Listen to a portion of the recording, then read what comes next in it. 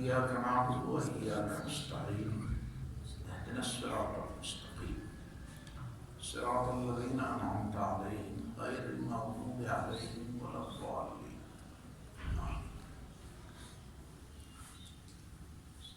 سورہ الفاتحہ جس کو ہم ہر نماز میں پڑھتے ہیں، بلکہ انفرادی طور پر ہر رکعت میں پڑھتے ہیں، امام بھی جہری نمازوں میں ایسے زور سے پڑھتا ہے اور ہم سب اس کے بعد آمین بھی کہتے ہیں۔ آمین کا مطلب ہے ہماری دعا قبول ہو۔ اس کا مطلب ہے کہ سورہ کے اندر جو بنیادی بات ہے وہ ایک دعا کی ہے۔ اسی وجہ سے اس سورت کو سورۃ تعلیم المسئلہ بھی کہتے ہیں۔ وہ سورت جس میں مانگنے کا گر بتایا گیا ہے، مانگنے کا طریقہ بتایا گیا ہے، مانگنے کا انداز بتایا گیا ہے، کیسے آپ نے مانگنا ہے اللہ سے اور کیا چیز مانگنی ہے۔ ایک چیز مانگنی ہو تو وہ ہدایت ہونی چاہیے، باقی چیزیں بھی آپ مانگیں، چھوٹی سی چھوٹی چیز سے لے کر بڑی سے بڑی چیز جو آپ کی ضرورت ہو، آپ اسے اہم سمجھیں، مانگیں، اللہ سے مانگیں، جس وقت بھی مانگنا چاہے مانگیں۔ لیکن جو بنیادی چیز ہے وہ جو آپ کو لازماً مانگنی چاہیے وہ ہدایت ہے۔ ہدایت میں بنیادی چیز طلب ہے، دیتا تو اللہ ہے لیکن طلب بندے نے کرنی ہوتی ہے۔ اور اللہ تعالیٰ نے جو اصول بنایا ہے یا جو عادت بنائی ہے، جو سنت اللہ ہے، اللہ یجتبی الیہ من یشاء ویہدی الیہ من ینیب، اللہ چنتا ہے کچھ لوگوں کو اور وہ اپنی مرضی سے چنتا ہے، لیکن ہدایت اس کو دیتا ہے من ینیب، جس کے دل میں طلب ہو، انابت ہو، رجوع ہو، تڑپ ہو۔ بندے کے نزدیک یہ چیز کتنی قیمتی ہے اس سے قطع نظر، یہ چیز اللہ کے ہاں قیمتی ہے۔ اس ہدایت کی قیمت اللہ تعالیٰ کے ہاں ہے، اس لیے وہ اسے نہیں دیتا جو اسے ضائع کرتا ہے، جو اس کی قدر نہیں جانتا۔ اللہ خود اس کی قدر کرتا ہے۔ یہ بنیادی بات ہے۔ پھر اسی ہدایت کے لیے اللہ تعالیٰ نے اور اسی جس چیز کی ہدایت، جس چیز کی آپ کو ماننا سکھایا گیا ہے وہ صراط مستقیم ہے۔ اہدنا، ہمیں بتا، ہمیں دکھا، ہمیں چلا، ہمیں قائم و دائم اور ثابت قدم رکھ صراط مستقیم پر۔ اسے صراط کہا گیا ہے، اسے رستہ کہا گیا ہے۔ رستہ جانے کے لیے ہوتا ہے۔ صراط مستقیم وہ ہوتا ہے جس کی منزل، جس کا آخری سرا بھی پتہ ہو کہاں پہ جا چکا ہے۔ ایسا نہیں ہوتا کہ جس کے آخری سرے کا پتہ نہیں ہوتا۔ جس کے آخری سرے کا پتہ ہوتا ہے کہ یہ رستہ کہاں سے شروع ہوتا ہے اور کہاں پہ جا کر ختم ہوتا ہے۔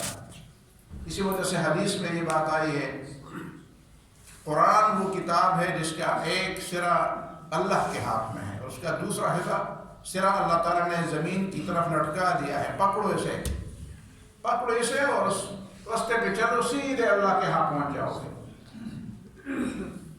یہ صراط ہے۔ دوسرا مطلب اس کا یہ ہے کہ یہ راستہ ہے چلنے کے لیے۔ ایسا نہیں آپ کو اس کے اتار چڑھاؤ کا، اس کے منزلوں کا، اس کے پڑاؤ کا، اس کے خطرات کا، اس راستے پہ جانے کے مزے کا آپ کو ایسا پتہ نہیں چلے گا کہ آپ بیٹھ کر کسی طریقے سے اس کو معلوم کرنا، کتاب میں پڑھنا شروع کر دیں کہ یہ راستہ کدھر سے کدھر جاتا ہے۔ آپ اس راستے پہ چلیں گے۔ چلنے کے لیے راستے کو بنایا گیا اور اس راستے پہ لوگ چلے ہیں، منزل پر پہنچے ہیں۔ ایسا راستہ نہیں ہے کہ جس پہ کوئی چلا نہیں ہے، ایسا راستہ ہے جن پر چلنے والوں کو انعامات دیے گئے ہیں۔ صراط. پھر یہ صراط مستقیم ہے، منحنی نہیں ہے، ٹیڑھا راستہ نہیں ہے، یہ سیدھا راستہ ہے، سیدھا راستہ ہے، کوئی خفا نہیں ہے اس کے اندر. آپ اس راستے پر چلنا چاہیں تو آپ ادھر ادھر بھٹکتے نہیں ہیں. یا تو آپ خود اس راستے پر چھوڑیں گے اور پگڈنڈیوں پر چلیں گے.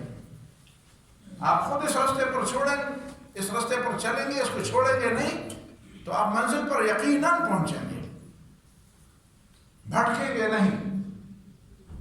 اسی وجہ سے تو قرآن نے فرمایا وَأَنَّ هَذَا صِرَاطِي مُسْتَقِيمًا فَاتَّبِعُوهُ، یہ سیدھا رستہ ہے میری طرف آنے والا، فَاتَّبِعُوهُ، اس راستے کا اتباع کرو، اسی پہ چلو.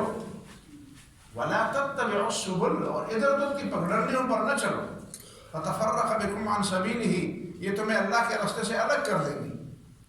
پگڈنڈیاں ہیں، یہ نہیں کہ نہیں کہا کہ نہیں ہے، چھوٹے چھوٹے راستے ہیں، ان کا پتہ نہیں چلتا کہاں سے شروع ہوتے ہیں کہاں پہ ختم ہوتے ہیں. منزل پر آپ کو پہنچائیں گے کہ نہیں پہنچائیں گے. تو پگڈنڈیوں کی بجائے ادھر ادھر کے بھٹکے ہوئے رستوں کی بجائے، جن کا کوئی منزل نہیں معلوم، اس کی بجائے سیدھے راستے پر چلو. صراط مستقیم، یہ مستقیم ہے، یہ سیدھا ہے، واضح ہے. نبی صلی اللہ علیہ وسلم نے فرمایا لیلھا کنہارھا، یہاں راستے میں آپ کو روشنی نظر آئے گی، یہاں پہ کوئی تاریکی نہیں ہے. رات کے وقت بھی یہ راستہ ایسا روشن ہے جس طرح دن کے وقت روشن ہے. لقد جئتکم بہا بیضاء نقیہ، میں نے اسلام اس انداز سے پیش کیا ہے کہ بالکل صاف ستھرا، چمکتا دمکتا، بالکل سفید، دور سے نظر آنے والا. جہاں پہ راستے چلتے ہوئے آپ کو یہ نہیں شکایت ہوگی کہ مجھے اندھیرے میں کوئی سجائی نہیں دیتا، مجھے راستہ نہیں دکھائی دیتا. آپ کو راستہ دکھائی دے گا، آپ چلیں. اور پھر اس کے لیے ہدایت کا لفظ استعمال فرمایا، ہدایت. ہاد یہود، کچھ لوگوں نے یہاں تک کہہ دیا نا ہاد یہود، یہود بھی یہود اس لیے کہتے ہیں. ہاد عربی زبان میں ہدنا الیک، انا ہدنا الیک، سورہ الاعراف میں ہے. توجہ دینا، کسی کی طرف متوجہ ہونا، کسی کی طرف مائل ہونا، کسی کی طرف جھک جانا. پرانے زمانے میں خاص کر اسپین میں ایسا ہوتا تھا کہ وہاں پہ چونکہ مسلمان اور یہود اکٹھے رہتے تھے، جب مسلمانوں کی حکمرانی تھی وہاں پہ، تو یہودیوں کے جو بچے ہوتے تھے جب ان اپنے اپنے سناگاگ میں، اپنے جو سلوتا جس کو کہتے ہیں، ان کی عبادت گاہ جو ہے، وہاں پہ جب بچے پڑھتے تھے تو زیادہ ہلتے تھے، ایک طرف آگے پیچھے اور دائیں بائیں زیادہ ہلتے تھے. ہمارے یہاں بھی بچے اسی طرح ہلتے. تو کچھ علماء نے یہ سوچا کہ یہ تو وہ اسی طرح ہے جس طرح وہ بچے اسی طرح ہلتے ہیں، تو منع کرتے تھے مسلمان بچوں کو ہلنے سے. یہ ایسی کوئی برائی نہیں ہے کہ آپ خواہ ان کو روکے کہ نہیں نہ ہلو، بس یہ بچوں کی عادت ہوتی ہے. کبھی کبھی تو آدمی دھن میں کسی چیز سے مزہ لیتے ہوئے وہ سر دھنتا ہے، اس سے منع نہیں ہونا چاہیے. اس کی بنیادی وجہ یہ نہیں ہے، یہود کی یہودیت کی بنیادی وجہ نہیں ہے کہ وہ تورات پڑھتے ہوئے ہلتے تھے. ان کی وجوہات اور ہیں. انہوں نے اللہ کی کتاب کو مذاق بنایا، اللہ کے انبیاء کو مذاق بنایا، آخرت کے مقابلے میں دنیا کو ترجیح دی، نبیوں کی تعلیمات، رسول کی تعلیمات کو بھلا بھیجے، حتیٰ کہ نیکی کا حکم دینے والے اور برائیوں سے روکنے والوں کو قتل کیا، پیغمبروں کو قتل کیا. فَلِمَ قَتَلْتُمُوهُمْ إِن كُنتُمْ صَادِقِينَ يَقْتُلُونَ النَّبِيِّينَ وَيَقْتُلُونَ الَّذِينَ يَأْمُرُونَ بِالْقِسْطِ مِنَ النَّاسِ. پیغمبروں کو بھی قتل کرتے تھے اور پیغمبروں کے لیے کھڑے ہونے والے تھے کہ یہ تم نے کیوں کیا، ان کو بھی قتل کیا. اور آخر میں عصر کے وقت جشن منایا کہ ہم نے زمین کو پاک کر دیا، اب کوئی ہمیں روکنے والا نہیں. تو یہ ہاد یہود، طلب، کسی کی طرف مائل ہونا، متوجہ ہونا. ہدایت اس کے کئی مراتب ہیں، کئی درجات ہیں. ایک ہدایت تو عام ہے، اللہ تعالیٰ نے جتنی بھی مخلوق پیدا فرمائی ہے نا ان کو سمجھایا ہے. الذی اعطی کل شیء. موسیٰ علیہ السلام سے فرعون پوچھتا ہے فمن ربکما یا موسیٰ، موسیٰ تمہارا رب کون ہے؟ قال ربنا الذی اعطی کل شیء خلقہ ثم ہدی. ہمارا رب وہ ہے جس نے ہر مخلوق کو اس کے مطابق خلقت دی، اس کے مطابق اس کی ساخت بنا دی۔ کس چیز کے لیے اس کو پیدا کیا؟ دوڑنے کے لیے پیدا کیا جنگل میں تو اس کو ایسا بنا دیا، اڑنے کے لیے پیدا کیا ہوا میں تو اس کو پر دی، تیرنے کے لیے پیدا کیا سمندر میں تو اس کو اسی ساخت کے مطابق بنا دیا، اور زندگی میں رہنے کے لیے پیدا کیا دنیا کے اوپر تو اس کو اسی ساخت کا بنا دیا۔ جبکہ پرندوں نے ہوا میں اڑنا سیکھا، پرندوں مچھلیوں نے دریا میں تیرنا سیکھا، انسان ابھی تک سیکھ رہا ہے دنیا کے اوپر زندگی گزارنا کیسا ہے۔ اللہ کی ہدایات کے مطابق جب وہ نہیں جاتا تو ابھی وہ کہتا ہے کہ ہم تو سیکھ رہے ہیں۔ اور قرآن کے مطالعے سے پتہ چلتا ہے کہ جو خدا سے نہیں سیکھتا، جو پیغمبروں سے نہیں سیکھتا، وہ پھر جانوروں سے سیکھتا ہے۔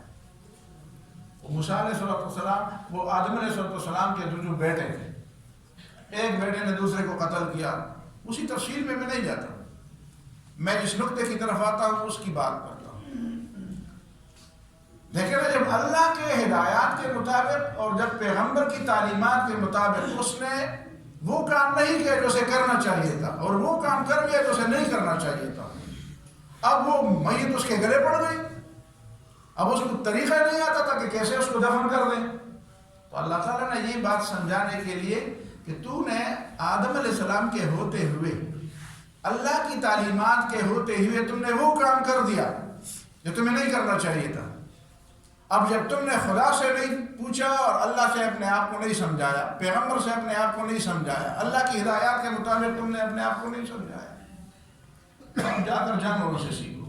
اور جانوروں میں بھی بدتر جانور وہ جو رستہ گم کرنے میں زیادہ مشہور ہے۔ لوگ تو کوے کو ہوشیار کہتے ہیں، عربی زبان میں کوا اس بارے میں زیادہ مشہور ہے کہ وہ رستہ زیادہ گم کرتا ہے۔ پشتو میں بھی اسی طرح مشہور ہے، پشتو میں مشہور مثال ہے، ہم نے تو لوگوں نے سب کچھ بلا دیا ہے نا، کہتے ہیں کوا ایک راستے جا رہا تھا، ہوا میں اڑ رہا تھا، اتنے میں ہوا آ گئی ذرا تیز، تو وہ چاہتے ہوئے بھی اس کا رخ دوسری طرف کر دیا۔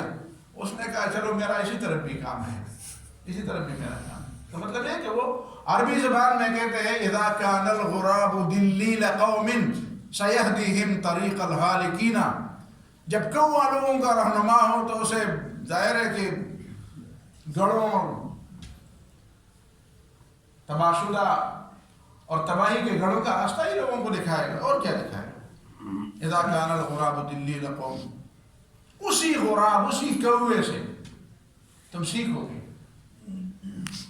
اور اس کوے نے کیا کیا؟ وہ یبحث فی الارض، یہ ہم لوگوں نے آپس میں ملے، یہ حدیث میں نہیں ہے نہ قرآن میں ہے۔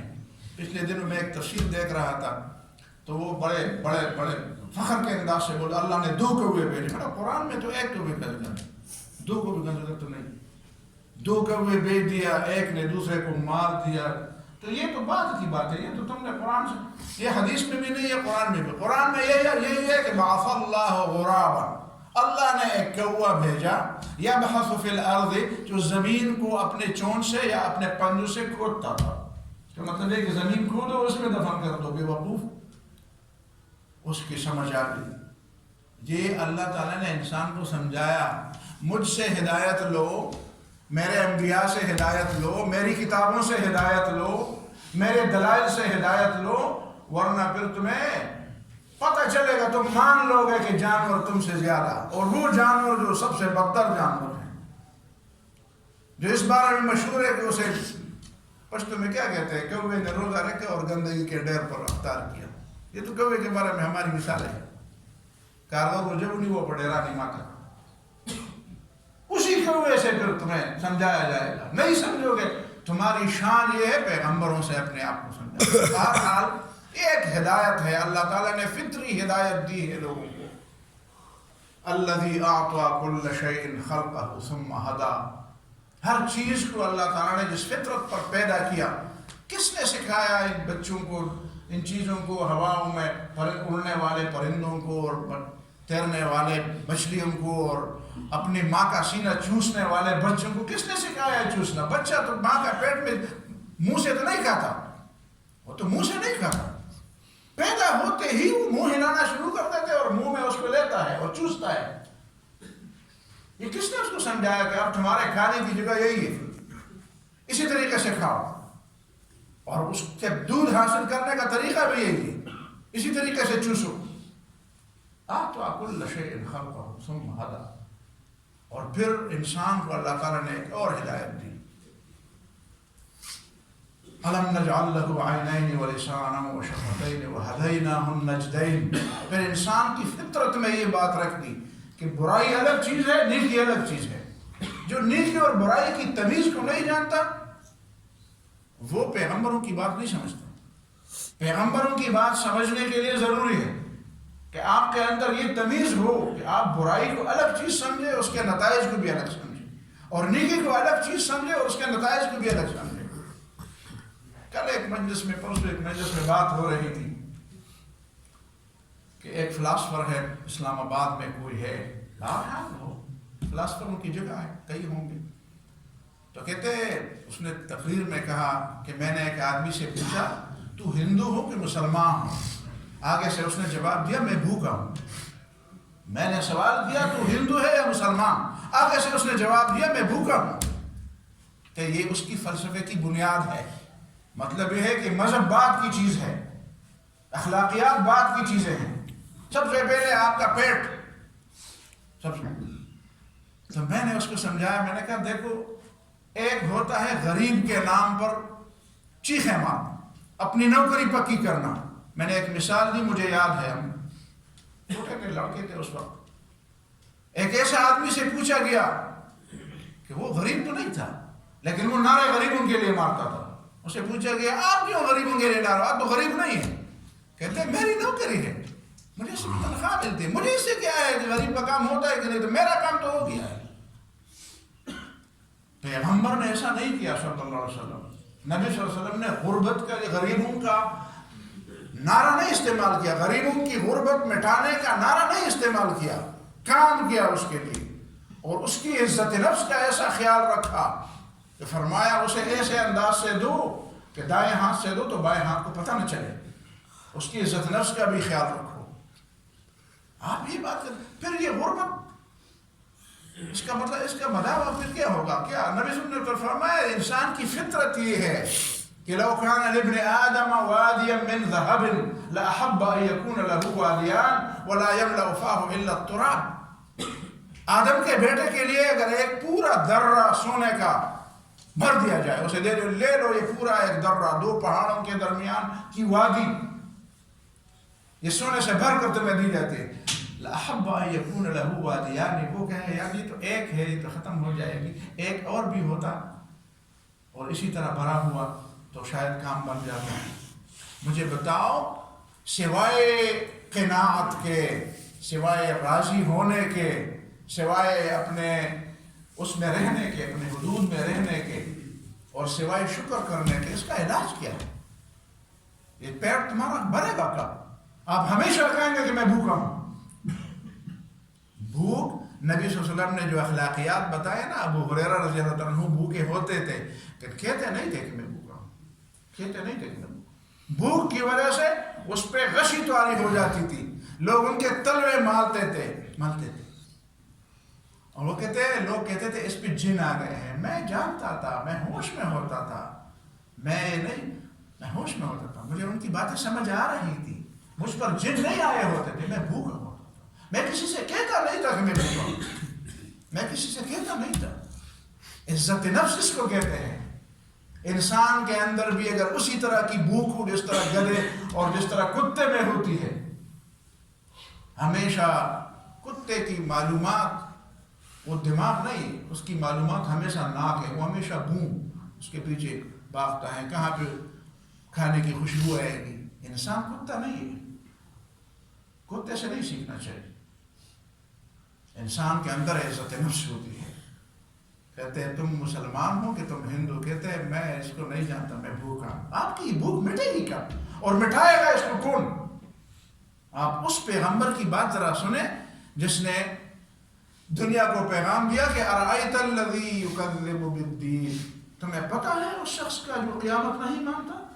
فذلک الذی یدعو الیتیم. وہ تو وہی ہے نا جو یتیم کو دھکے دیتا ہے. ولا یحض علی طعام المسکین. اور نہ غریب کو کھلاتا ہے، نہ اس کے کھلانے پر کسی کو آمادہ کرتا ہے اور ابھارتا ہے. جو غریب کو کھلانے پر ابھارتا نہیں وہ قیامت نہیں مانتا، وہ جھوٹ بولتا ہے کہ وہ قیامت مانتا ہے۔ ایسا کوئی مذہب آپ کو پتہ ہے؟ ایسا کوئی دین آپ سوشلزم اور کمیونزم میں ایسی کوئی بات بتا سکتے ہیں؟ بہرحال ہدیناہ النجدین، پھر یہ ہدایت، اسی ہدایت کے پھر مراتب ہیں۔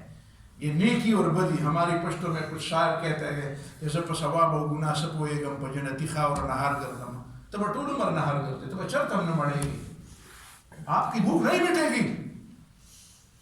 جس کی آنکھیں بھوکی ہوں گی وہ نہیں مٹے گی، وہ اس کی بھوک نہیں مٹتی۔ جس کا پیٹ بھوکا ہوتا ہے وہ سیر ہو جاتا ہے، لیکن جس کی آنکھیں بھوکی ہوتی ہے وہ نہیں سیر ہو جاتا۔ ان دونوں میں ذرا فرق کرو، آنکھیں بھوکی ہے کہ پیٹ بھوکا ہے۔ اور یہ ہدایت ہے، پھر قرآن نے ہدایت کی بات کی ہے، پیغمبر نے ہدایت کی بات کی ہے، اللہ بھی ہدایت دیتا ہے، اور اسی ہدایت پر درست طریقے سے چلنا۔ ہدایت اسی کی وہ کہا گیا ہے، جب جنت میں لوگ جائیں گے نا، وقالوا الحمد للہ الذی ہدانا لہذا وما كنا لنہتدی لولا ان ہدانا اللہ۔ اوہو، دنیا میں، موت کے بعد، قبر میں، حشر میں، قیامت کے دن، وزن اعمال میں، صراط میں، اعمال نامے کے تقسیم کے وقت اور اعمال تولتے وقت، ان سارے پھاٹکوں سے، ان سارے مرحلوں سے، وہ دنیا میں پیدائش اور آنکھیں کھولنے کے بعد سے لے کر جنت کے دروازے تک، اندر جانے تک، یہ سارے مراحل گھوم جائیں گے۔ اس طرح ایک پٹا گھومتا ہے، گھوم جائیں گے۔ کہتے ہیں الحمدللہ الذی ہدانا لہذا، واقعی خدا ہے، واقعی وہ تعریفوں کا مالک ہے، واقعی وہ رب ہے، وہ خدائی کا مالک ہے جس نے ہمیں یہ راستہ دکھایا۔ وما كنا لنهتدي لولا ان هدانا اللہ، اور ہم تو اس راستے سے اکیلے نہیں آ سکتے تھے اگر اللہ کی توفیق نہ ہوتی، اگر اللہ ہمارا ہاتھ نہ پکڑتا۔ لوگ کہتے ہیں نا ہاتھ پکڑنا چاہیے، ہاتھ پکڑتا ہے اللہ تعالیٰ، آپ چھوڑا دیتے ہیں۔ اور یہ ہدایت کیسے ملی آپ کو؟ لقد جاءت رسل ربنا بالحق، یہ رسولوں کی وجہ سے ہم نے رسولوں کو فالو کیا۔ وَإِن تُطِيعُوهُ تَهْتَدُوا، پیغمبر کی اطاعت کرو گے تو سیدھے راستے پر جاؤ گے، پیغمبر کا ہاتھ چھوڑ دو گے تو پھر بھٹک جاؤ گے۔ عقل اتنی نہیں ہے کہ آپ کو وہاں پہ پہنچا سکے۔ یہ ہے صراط مستقیم کی بات، اہدنا الصراط المستقیم۔